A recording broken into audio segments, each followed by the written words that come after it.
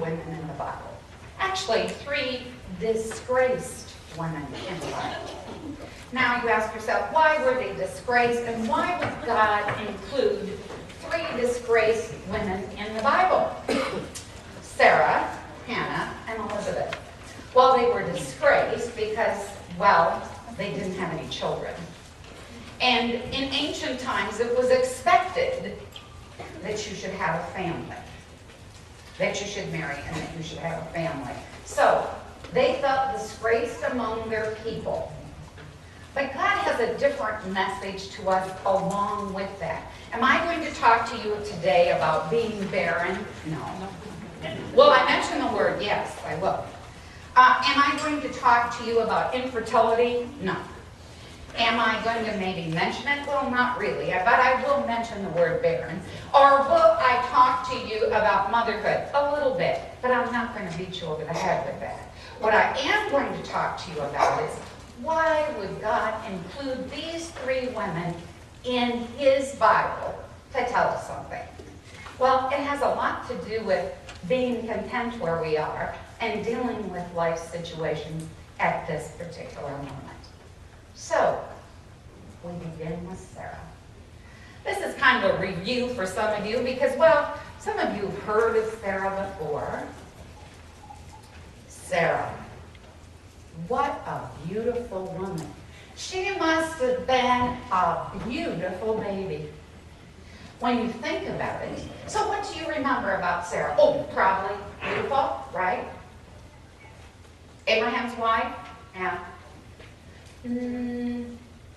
Tried to take over the situation a little bit? Yes. Had Isaac? Well, let's talk about her a little bit. We know that her whole story is in Genesis 11 through 25. God mentions her a little bit, and this is on your sheet. God mentions her in Isaiah. He talks to her, mentions her in 1 Peter, and he also mentions her in Romans, and Hebrews. So she's mentioned in the Bible. So here we have a woman that was built in that was born in what is today modern Iraq, or Babylonian, or down here in Mesopotamia. So that's where she was born. But she was born to Terah, and we don't know her mother's name. And what's interesting about that is, so was her husband, born to Terah, with a different wife. Yeah. It is true that Abraham and Sarah were brother and sister, but half brother and sister. So, just set that in your head. Now, when they got married, we don't exactly know because it doesn't tell us. We just know, because we heard it enough times, how beautiful she was. So, here's this beautiful woman that marries Abraham, but they don't have any children. So, they're in the Ur of the Chaldees, and they're down there until God calls Abraham. And he tells him, say, Abraham, you are going to be the father of many nations, and what would that mean for Sarah? She would be the mother of many nations. Now, how could that be? They didn't have any children. Okay. So, in her early 60s, and in his early 70s, they take their father, Terah, and their nephew, Lot, because, well, Sarah's half-brother and Abraham's brother had died. So they take these households and their flocks, and they head up north. Now, just to give you an idea, what does that exactly mean? Well, you've got the Tigris and the Euphrates, and you're going to go from here up to here. About 630 to 670 miles. So, if they travel 20 miles a day, they get there in about a month, a little over a month. Now, we think they stayed there a little while because we know that Terah died there. So, we also know that the Bible tells us that when Sarah was 65 and Abraham was 75, they entered the land of Canaan, the promised land. So, that gives you some kind of an idea. Sarah's now 65, Abraham is 75. They're there for a bit. We don't know exactly how long, but we know they have a problem. The problem is there's a famine and they have all these flocks, not to mention all these people. So how are they going to feed them? Well, they heard that Egypt has food. Well, Egypt, because they have the Nile River, yes, they had food. And that reminds you of another time when people went to Egypt. So Abraham goes to Egypt. But before he goes to Egypt, he says to Sarah, hey, when they notice you, you are so beautiful. Tell them you are my sister. Well, it's just a half lie, right? Because, well, she is his half sister. So don't tell them that you're my wife, because I'm maybe afraid. We don't know. Maybe he's afraid. He's afraid that if they find out that this is his wife, they'll kill him and take her. Well, they did take her because, all Pharaoh's advisors said, you should see this beauty. Now, think about it. 65 years old. Okay, I'm 70. Would people say, you should see this beauty? No. So, I don't know. Maybe she had lots of creams every night. Maybe people, I don't know, had her own spa. But she was beautiful. So, I'm a little taken back at that at my age because I can't even imagine it, all right? So, Pharaoh took her, Abraham's and Lot's flocks increased. And what happened? Pharaoh, his house, diseases, all kinds of diseases. And they're trying to figure out why is this happening until they discover it is because of Sarah. So Pharaoh basically says, Abraham, take your flocks and your wife and get out of here. Which he did. So, now, it's been 10 years, okay? So for 10 years, let's see, he told me in my early 60s I was probably going to have a child, and now I'm 75, and I still don't have a child. So maybe God forgot. Maybe I need to help him a little bit. I don't know, but I'm going to have a child one way or another. So, I've got this idea. You know, I did bring this Egyptian maid, Hagar, with us, and I could give her to Abraham as a wife. And if she becomes pregnant, I will have my child. Now, this wasn't uncommon in ancient times. That's exactly what she did. And Hagar becomes pregnant, and Hagar's angry, really angry. Now, why would she be angry? Well, maybe because she thought she was going to be a wife, because she did give her to, Sarah did give her to Abraham as a wife, so maybe that position never happened. Or also what happened is Sarah thought, well, this isn't going to be a problem. All right.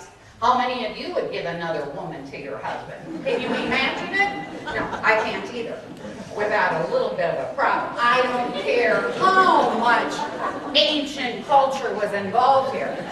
All right. So, that's exactly what she did. And, Sarah was angry. She was so angry that Hagar left. And Hagar went out into the desert. The Lord came to her and said, go back. Endure this mistreatment, I will bless you. Which Hagar went back, and the Lord blessed her with Ishmael. Which, by the way, is the beginning of the Muslims. Anyway, so he blessed her with Ishmael, and another 13 years passed. Okay, you got this stepson. You got this mother that you don't really like. So how much time has passed? Well, actually, if you count the pregnancy, 24 years. All right. Still no baby. I'm still barren. All right. 3 men, actually 3 angels, Three travelers come and visit Abraham, and while they're visiting with him, they repeat the promise, which is, you will be the father of many nations. Which would mean that Sarah would be the mother of many nations. Not only that, but they will be as many as the stars in the sky or the sand at the seashore, which is a lot. Actually, they both laughed about it. Because in 1 year, this was going to happen. Now we've got Sarah, she's 89, and we've got Abraham, and he's 99. So in this short pregnancy now, this year's time before Isaac happens, two things happen. One, Sodom and Gomorrah is gone. Because that's during the time when God talked to Abraham and it was destroyed. But guess what else happens? And I find this just kind of unbelievable. Another king sees Sarah, and she is beautiful.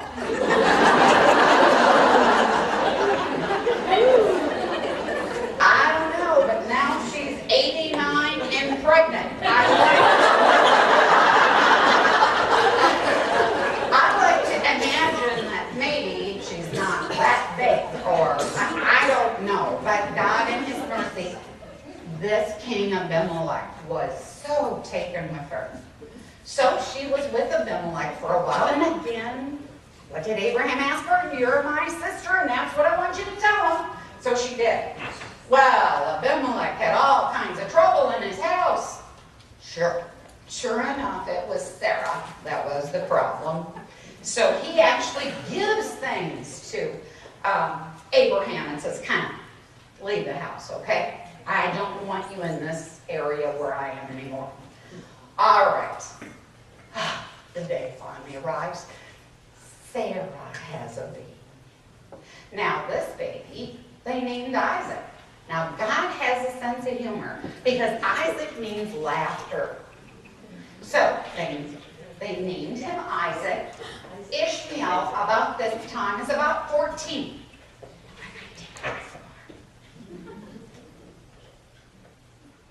Is about 14.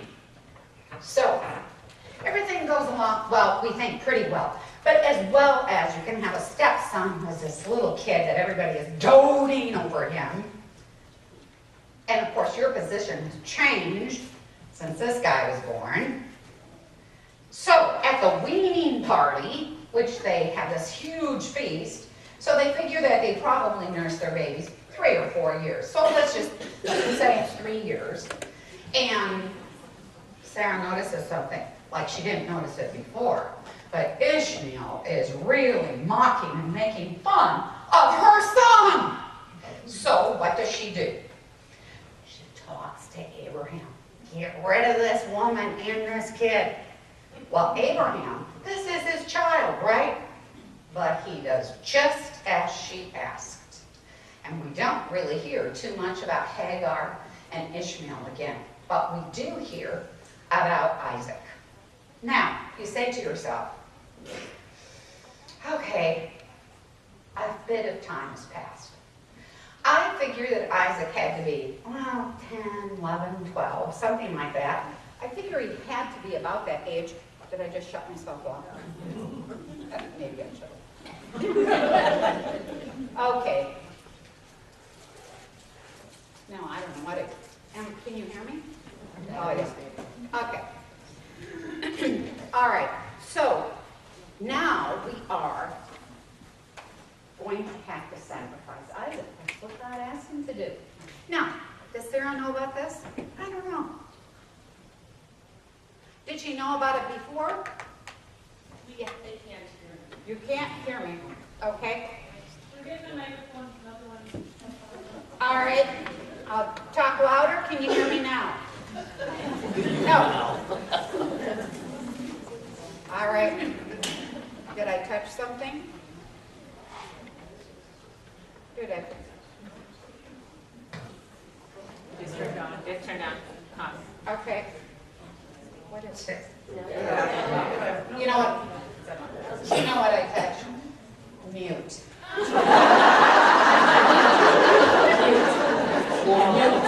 Maybe Sarah wasn't supposed to be saying anything during this time.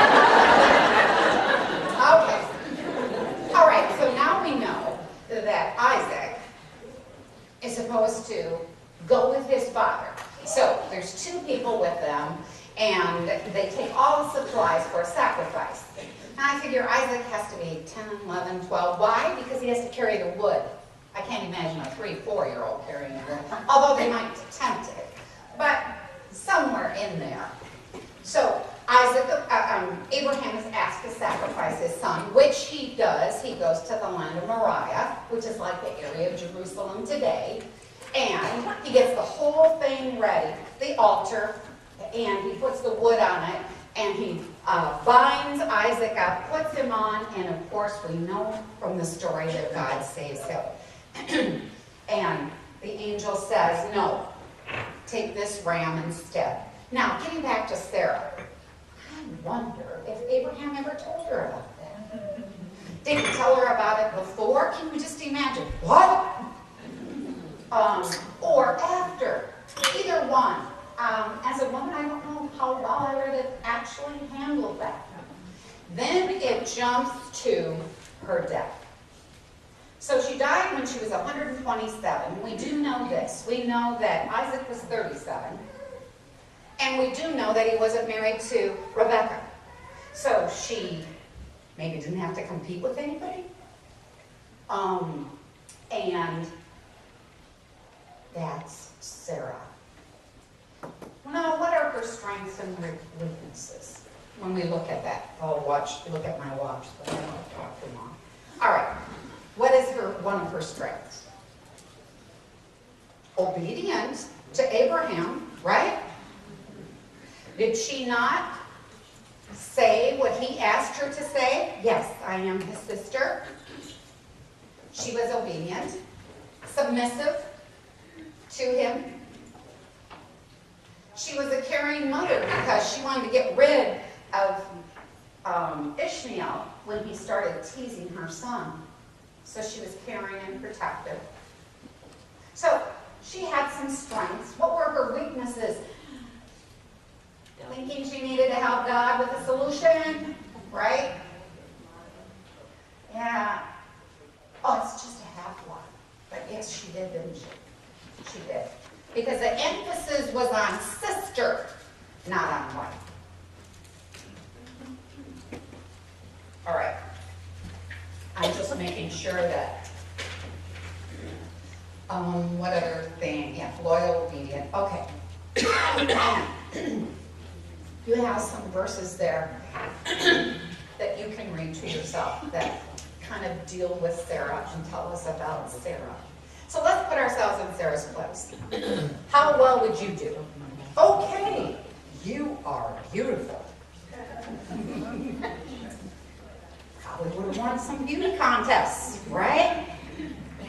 You're rich. Your husband has all kinds of money. But you don't have a child. You don't have a child. You're barren. You got everything at your disposal, but the one thing that you want, you don't have. You don't have. But God did teach her a lesson, and what was that lesson? Wait. Oh, we love that word, don't we? Wait a minute. All of you are like, wait a minute. You have said that to all kinds of people around you, including your husband, your children, your grandchildren, your friends. Wait a minute. Well, she wasn't waiting a minute. It took her 25 years to have a baby. So she didn't wait a minute. So all of these things were wrestling around in her mind. Plus, she ends up having a baby toward the end of her life. Like, maybe she could enjoy the baby more, or Isaac more if she would have been younger. Who knows? But God had a plan, and that plan was, you are going to wait until my time to have that baby. Now, was the idea that she should have a baby, or was the idea that God was going to use that baby in his plan? You know, if he wasn't going to use that baby in his plan, it would have never happened. I don't care how much she prayed. If God had not chosen to use Isaac to continue the lineage to Christ, It would not have happened. All right. Now, we have another one. Hannah. She's probably one of the most memorable people in the Old Testament, as far as women are concerned. All right, what do we remember about Hannah? All that she prayed, and she prayed for a son. Again, we have another barren woman, disgraced, but she's disgraced because her husband has another wife. How well would that go over with you? So, Elkanah is married to Peninnah, and she has all kinds of children, and then he's married to Hannah. Well, the story starts like this. It tells us that Elkanah has 2 wives, and they are going to Shiloh. So they live down here in Ramah, and they have to go up about 20 miles to Shiloh, and that is where the tabernacle is. And in that tabernacle, they are going to celebrate one of the feasts 3 times a year. Now, we don't know which feast this was, but many Bible scholars are thinking it's the Feast of the Tabernacles or the Feast of Harvest. All right? So, Peninnah starts in again. The other wife.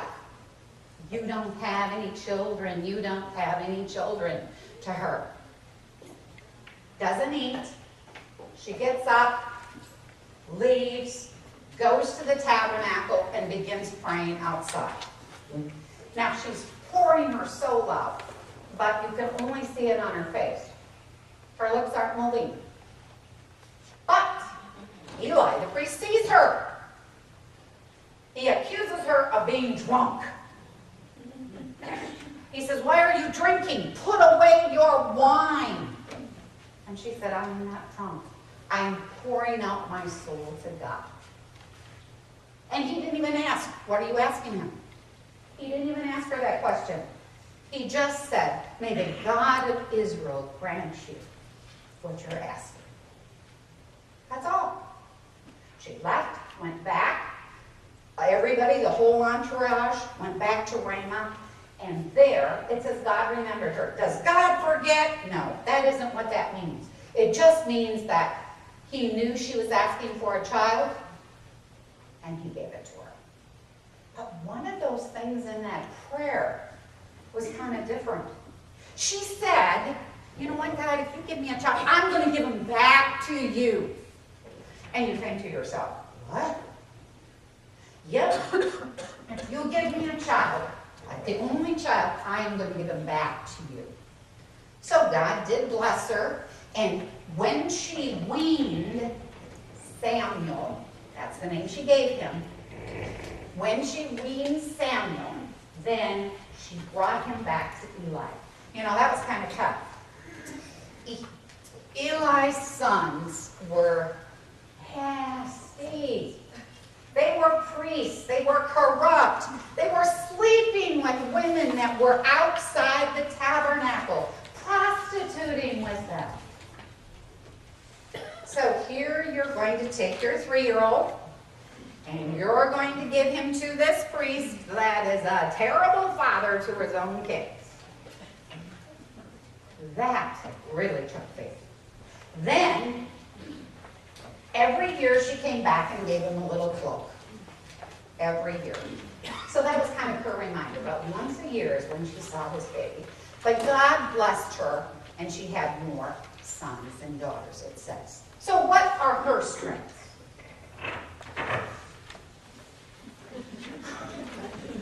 Continues to pray.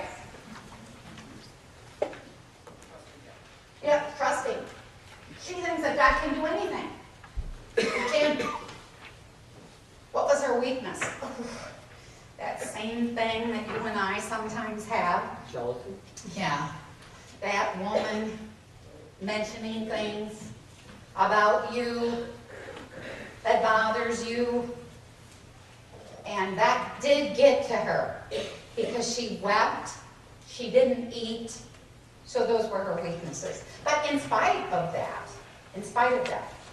God showed her that he can do anything and pray without ceasing. Pray without ceasing. So now we've got 2 women down. Well, somewhat. 1 to go.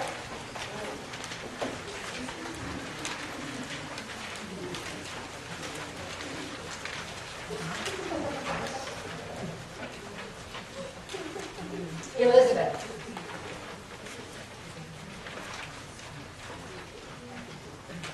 Again, we have an old woman. Barren. We don't know how old she was, does it? It doesn't tell us. You might remember that she's the mother of John the Baptist. Actually, she might be more familiar to you than the other 2. And we also know that she's a relative of Mary. We don't know what kind of relative. But we do know that she's a relative. So when they mention relative, it means close, probably not like Ancestry.com, which says you absolutely are the 4th cousin. Which I just got an email yesterday. Okay, so she's married to a priest that works in the tabernacle. And in fact, both Elizabeth and Zachariah came from the family of priesthood. So their descendants all came from Aaron. So she has a priest that works in the temple, and about every 6 months they stay there a week. So Zachariah's gone. While he's gone, an angel appears to him while he's at the altar of incense and promises that he's going to have a son. What? Actually, he did say that at the end of it. This angel says that you are going to have a son, and not only that, but the Holy Spirit will even live in him before birth, which we find out later that that is true. So, Zachariah didn't believe it. I mean, maybe it was just a, what? Or, how can this be? I'm old? Just like that. Mouth closed. Just like that. Sometimes when I read that, I think, what if God would do that to me? Anyway. So, mouth is closed. Mouth is closed. He comes out. Now, people see that something, maybe it's the way his face looks or something, or he's trying to tell them something. Well, we do know that the priests were somewhat educated, but we don't know if Elizabeth was. So, what does he do? Does he draw her picture? Does he write it down? Does he try to use sign language? Now, can you imagine you're old, and you have this man trying to tell you that you're going to have a baby. Now today, you know that some of our young people will be very graphic, but at that time, let's just say that maybe they weren't that graphic. She's trying to figure out what he's trying to say to her. So maybe he just said, well, we'll just wait till it happens. Which it did. She did conceive. And it says that she stayed in seclusion for 5 months. Now, why would you stay in seclusion for 5 months? You didn't want anybody to know that you were pregnant? Or you were so happy that you just wanted to keep it to yourself for 5 months? We don't know. But we know between 5 and 6 months that she has a visitor. And the visitor is Mary, her relative. And something happens. Mary opens her mouth, and the baby within her leaps, or sometimes we call it quickening, didn't we, or words like that. So, but this had to have been more than the baby just kind of moving, because she had a reaction. And then she said those beautiful words, which was to Mary, that she was going to have the Christ, or you will be blessed. And I won't go into that because your next speaker is going to talk about that. I want to just stick with Elizabeth. So, Elizabeth knew that she was going to raise this child. And now she had this baby. Mary stayed with her 3 months. She had this baby. And we think that she had the baby after Mary left. But we don't know. That's the way the scripture lists it. So even, can you imagine this young girl trying to talk to her about, she's going to have this baby and what am I going to do? And I'm like, do you know how old I am? I have taken care of kids, but it wasn't mine, and crying, and I can't imagine it. Well, anyway, getting back. So she has the baby. They wait the 8 days for the circumcision and the naming of the baby. Well, the angel had told Zechariah what to name the baby. Can you imagine all the people talking? You should name him Zechariah. You should name him Zechariah. The day came and she said, no. John. And I went, oh, let's ask Zechariah. He writes John on the tablet. So John he was. And then Zechariah talks about the kind of life that John was going to lead. That he would be the forerunner to Christ. That here we were going to have the last prophet and the first missionary. That was Elizabeth. The last prophet and the first missionary. Because I don't care how much she prayed for that baby. If God didn't have a plan for that baby, it wouldn't have happened. So, how much did Elizabeth know? Well, we know that John started his ministry when he was about 30. And he probably was in that ministry 2-3 years. Remember, he was beheaded. Maybe it wasn't even 3 years. Did she know that? We don't know. Did she know that? Well, let's say she was 60 when she had this baby. Because they didn't have in vitro then. Let's just say that she was 60, that'd make her 90, or even 85, or even 80. We don't know. So we don't know if she knew what became of her son. We know that she knew he was quirky.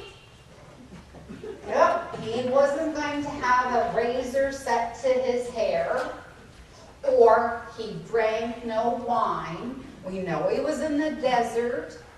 But I sometimes think, did she know how quirky he was growing up? Oh, yeah.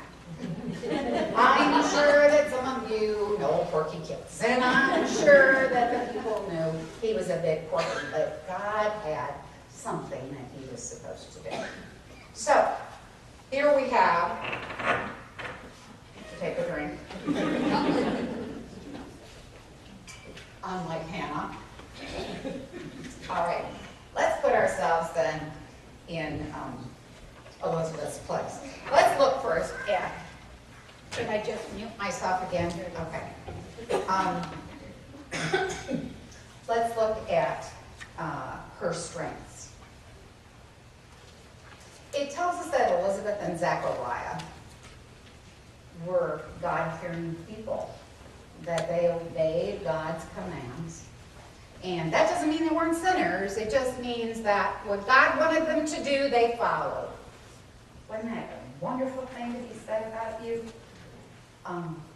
So, we know that she might have prayed for a child, but we don't know if she was dissatisfied. We don't know if she crabbed about it or kept saying, I just want a child, I just want a child, I just want a child. We don't know any of that. So does she have weaknesses? We don't know what they are. Because the Bible really doesn't tell us. The Bible really doesn't tell us. So, we have 3 women, 1 man. 3 women. Did they believe in miracles? Well, maybe not until it happened. Right? Maybe Sarah believed after she had the child. Because she had lots of things.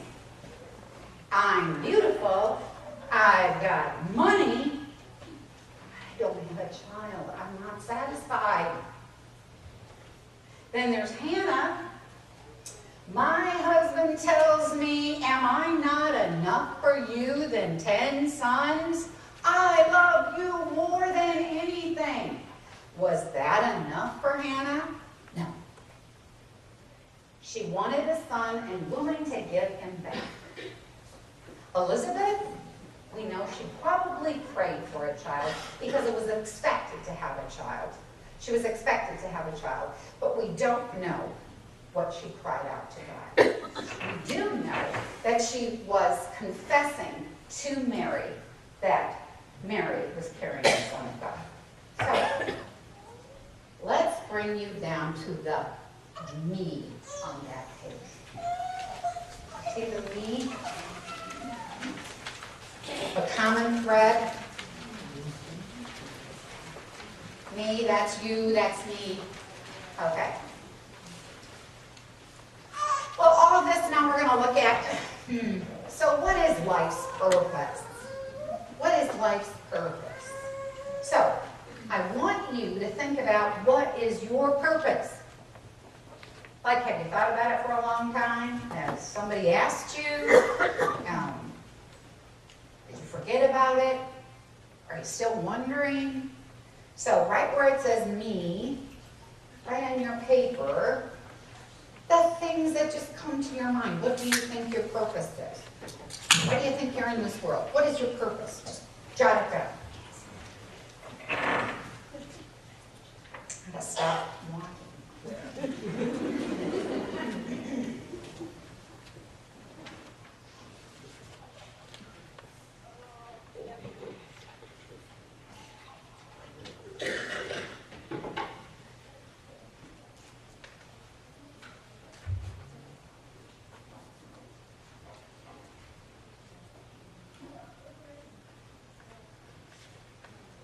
And it's okay, it doesn't have to be spelled right because I'm not going to pull it right.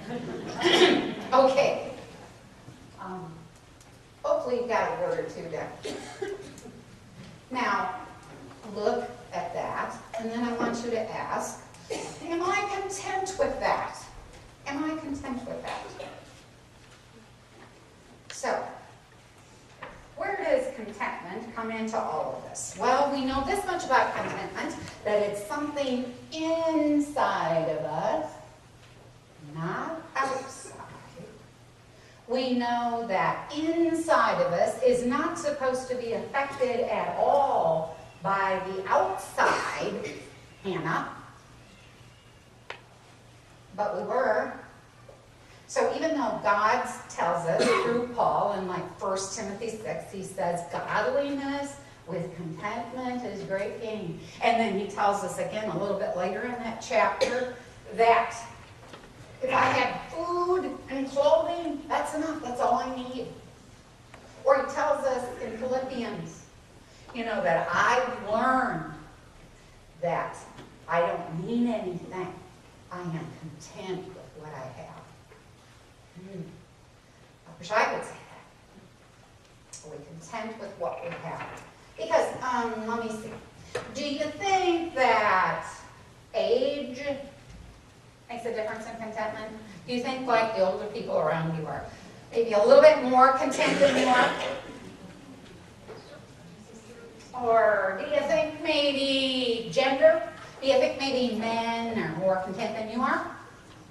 Or you are more content than they are? How about geographical location? In the winter, we obviously think people in Arizona and Florida are more content than we are because we complain about it. So does geographical location have anything to do with your contentment? Wealth. Does wealth have anything to do with your contentment? If I had just a little bit more money, if I had just worked a few more years, I just had a new sofa. If somebody would just paint the kitchen, right? I've been on Pinterest, and it's beautiful, all these things that they've done. If I just had that, what if I applied for this do-over for my kitchen, $15,000? Will I be content? Well, let me ask you, after you got that new sofa, did you say, oh, Lord, this is all I need? Nope. Because you sat in it for 1 week and your eyes went over here. And you said, oh, those chairs look terrible.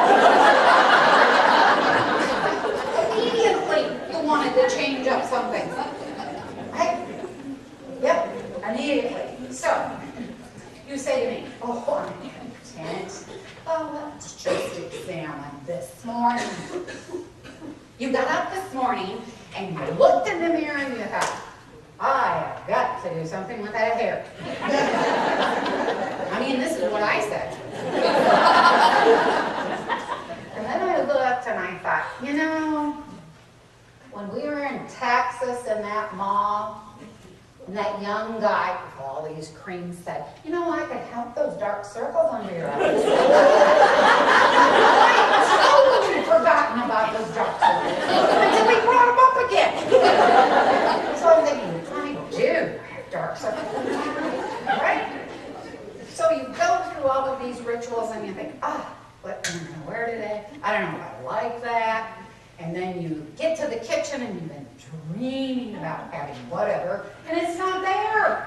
So you've got to settle for something else. And it goes on like that till you get in the car and then think, gotta have my happy face.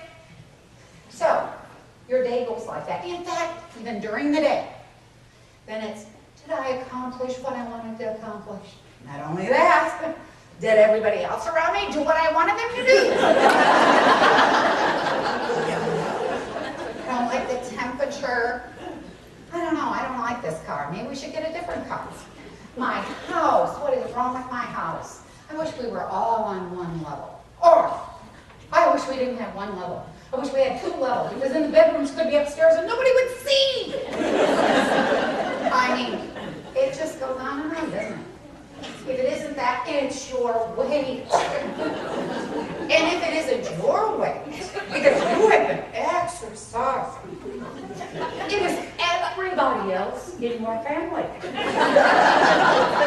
I have even known a sister who was slim suggested to the other 3 siblings that they should go to Weight Watchers and follow that.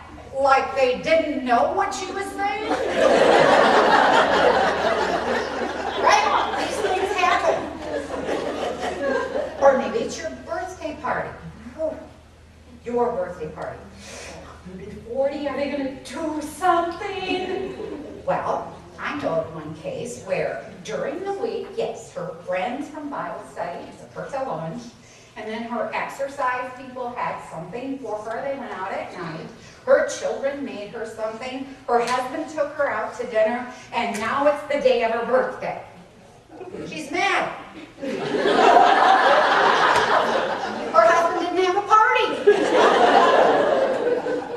Her husband didn't have a party. And you know, as well as I do, when you have this crowning glory, if you don't tell your husband to have a party, it doesn't happen.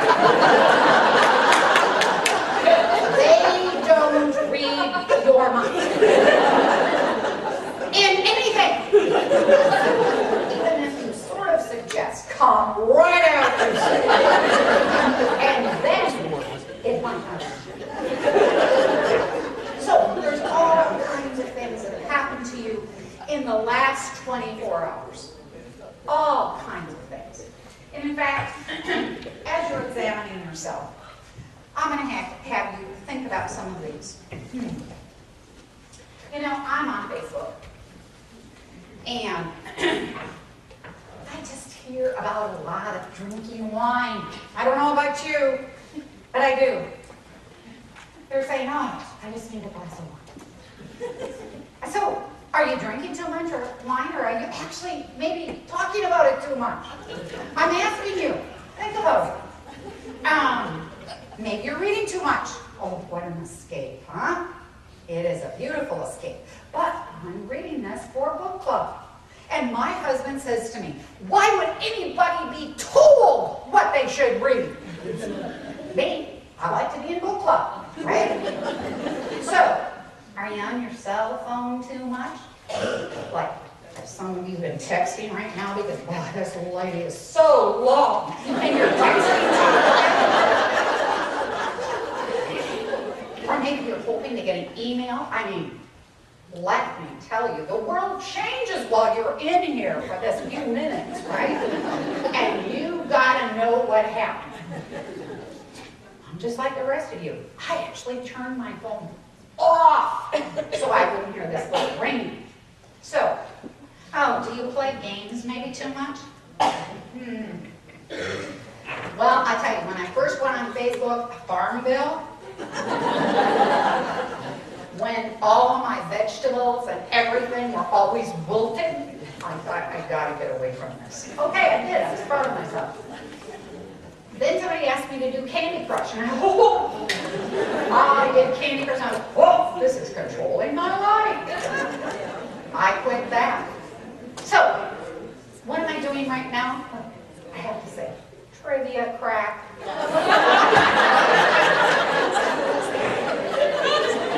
My grandkids are trying to show that they're smarter than I am, and my kids are smarter than I am. And my one son, who has a girlfriend, he said, you know, I got really mad because she kept beating me in trivia crack. And he said, until I got a hold of myself, and I thought, I should be mad if she never beat me. Right. She's smart. So, sometimes you figure those things out as you go through these. Are you obsessing over your wrinkles? You're noticing, what is this like right here? It's a laugh line. And if you laugh a lot, they'll show. Oh yeah, I do have a frowny right here. A little something right here. And then, of course, you don't have any money to pull it this way and that way. But you keep getting all these, and you don't dare Google it. Because then it's on every side thing that comes up. You need to go to Amazon.com to get this cream. We all fall in it, don't we? So, are you dissatisfied with your relatives? Like family in-laws? Yeah, are we dissatisfied with things? Maybe you're dissatisfied with your child's performance in athletics, music, drama, or maybe your grandchild. You always wanted to do all those things. So now, they don't either. They don't want to be in student council, and you're like, what? You have to. I don't want to. So these things make us dissatisfied. I'm just trying to think of some other ones here. Maybe you're judging everyone around you. The problem that I have is with people's roofs, or their roofs, okay? This was my thing with my dad. You drive along and you see a roof and it's curling.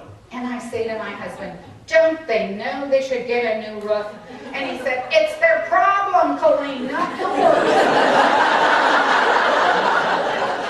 So I guess we all have these little things, right? Yeah. Or when I have some people over, I like things to match. And if it doesn't, I just can't handle it. What about the food you're going to eat? It should taste good, right? But some of us have these things. Well, we all have something, right? Are you dissatisfied with your car? Maybe you want a new one. If you don't, your husband's trying to talk you into a new one, or someone around you or your friend said, hey, get a new car. All right, are you disgusted with your health? Well, yeah, I should be thinner, not 40 pounds heavier than the first time I talked to some men. Maybe my cholesterol. I worried about this. I thought, they're going to ask for my cholesterol. I should have been eating oatmeal and blueberries for the month at least before. I get there and he said, well, I'm not going to take your cholesterol today anyway. But they took your blood pressure. And what is it? You're looking at the time. I got to get to the doctor's office. You get in there, you sit down here. You sit down here. My blood pressure. Right? You're trying to lower your blood pressure in less than a minute.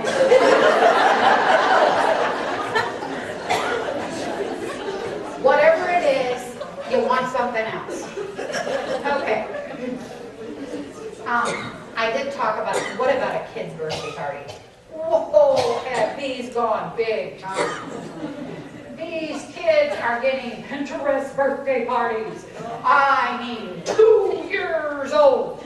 Well, my granddaughter works at Simon Bakery in Appleton. And she said, oh, Cammy, you won't believe this, but this 2-year-old got this $100 cake. And she said, and he doesn't even know it's a cake. A 6-year-old had a Ferrari. Really? But yes, are we influenced by the people around us? Yes. You feel good. Oh, that Pinterest party was a real, everybody loved it. And the people that are there, the young women that are there, are going, what am I going to do? How can I possibly top this? It happens. We're not satisfied. So, and then there's some of us that are just a little bit afraid that nobody will remember we have a birthday. I don't know, the older you get, sometimes you forget that you have a birthday, but it's really nice when somebody remembers it. Kids got that. It's really nice when somebody remembers it. Do you need gifts and something? No. Just happy birthday, Mom, or I love you. That's all you need. That's all you need. You don't need gifts. You don't have money for it anyway. I don't need anything. I really don't need anything. So, are we dissatisfied? Yes. So it all comes down to, we have a life's purpose.